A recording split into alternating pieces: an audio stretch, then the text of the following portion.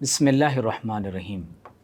قربانی اور حضرت سیدنا ابراہیم و اسماعیل علیہم السلام۔ سورہ صافات میں اللہ تبارک و تعالی نے حضرت ابراہیم اور اسماعیل علیہم السلام کا واقعہ بہت تفصیل سے بیان کیا ہے۔ قرآن مجید میں اللہ تبارک و تعالی ارشاد فرماتا ہے فَلَمَّا بَلَغَ مَعَهُ السَّعْيَ قَالَ يَا بُنَيَّ إِنِّي أَرَىٰ فِي الْمَنَامِ أَنِّي أَذْبَحُكَ۔ جب حضرت سیدنا اسماعیل علیہ السلام ابراہیم علیہ السلام کے ساتھ مل کر چلنے کے قابل ہوئے، جو یقینی طور پر ابراہیم علیہ السلام کے لیے انتہائی خوشی کی بات تھی، کیونکہ بہت بڑی عمر میں اللہ تعالیٰ نے ابراہیم علیہ السلام کو اسماعیل علیہ السلام کی صورت میں ایک بیٹا عطا فرمایا تھا۔ تو قرآن کہتا ہے کہ آپ نے اپنے بیٹے سے کہا کہ بے شک میں خواب میں دیکھتا ہوں کہ میں تمہیں ذبح کر رہا ہوں۔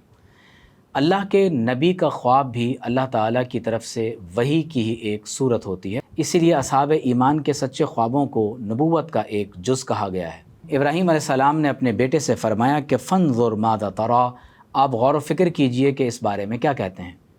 تو قرآن کہتا ہے کہ اسماعیل علیہ السلام نے عرض کی قال یا ابت افعل ما تؤمر، کہ اے میرے والد ماجد، اے میرے پیارے ابا جان، آپ وہ کر گزریں جس بات کا آپ کو اللہ تعالیٰ نے حکم دیا ہے۔ اللہ تعالیٰ فرماتا ہے کہ اسماعیل علیہ السلام نے عرض کی ستجدونی انشاء اللہ من الصابرین، اور آپ اللہ تعالیٰ کے حکم پر عمل پیرا ہوں گے تو عنقریب آپ مجھے صبر کرنے والوں میں اگر اللہ نے چاہا تو ضرور پائیں گے۔ فلما اسلما وتلہ للجبین، اور جب ان دونوں یعنی ابراہیم اور اسماعیل علیہم السلام نے اپنے آپ کو اللہ تبارک و تعالیٰ کی بارگاہ میں سپرد کر دیا، یعنی complete submission to the will of Allah, تو اللہ تعالیٰ فرماتا ہے وَتَلَّهُ لِلْجَبِينِ، اور ابراہیم علیہ السلام نے اپنے بیٹے اسماعیل علیہ السلام کو ان کی پیشانی کے بل لٹا دیا۔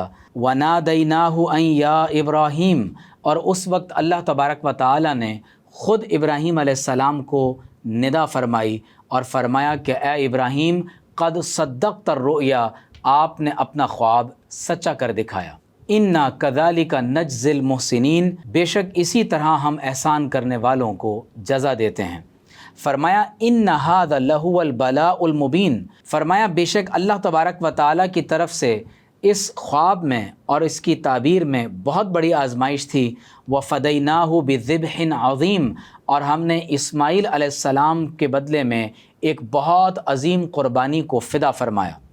فرمایا وَتَرَكْنَا عَلَيْهِ فِي الْآخِرِينَ، اور ابراہیم علیہ السلام کے ذکر مبارک کو اللہ تعالیٰ نے قیامت تک آنے والے افراد میں جاری و ساری فرما دیا۔ سلام علی ابراہیم، حضرت سیدنا ابراہیم علیہ السلام پر اللہ کا سلام ہو۔ کذالک نجزی المحسنین، اسی طرح ہم احسان کرنے والوں کو جزا دیتے ہیں۔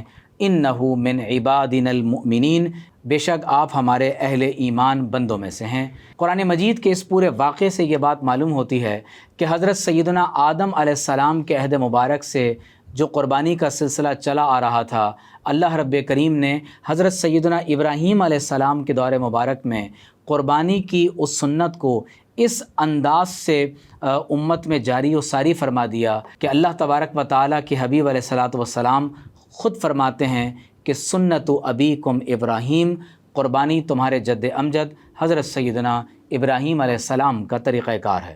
اللہ رب کریم نے حضرت سیدنا ابراہیم علیہ السلام کی آزمائش جن کلمات کے ساتھ فرمائی، ان میں سے ایک آزمائش یہ بھی تھی کہ آپ علیہ السلام کو اللہ تبارک و تعالی نے اپنے بیٹے کو خود ذبح کرنے کا حکم دیا، کہ اللہ تبارک و تعالی نے ابراہیم علیہ السلام کو یہ خواب دکھایا کہ وہ اپنے بیٹے کو اپنے ہاتھوں سے ذبح فرما رہے ہیں، اور ابراہیم علیہ السلام نے اللہ تعالیٰ کے اس حکم کی تکمیل میں اپنا پہلا قدم بڑھایا، اور ابراہیم علیہ السلام نے اللہ تبارک و تعالیٰ کی محبت میں اپنے بیٹے کو قربان کرنے کا ارادہ فرما لیا۔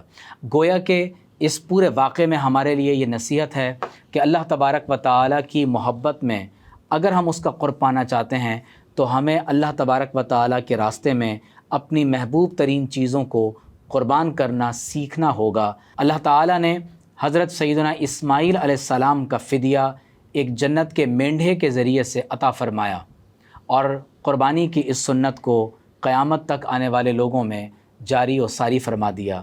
اللہ تبارک و تعالیٰ حضرت سیدنا ابراہیم علیہ السلام پر اپنی خاص رحمتوں کا نزول فرمائے۔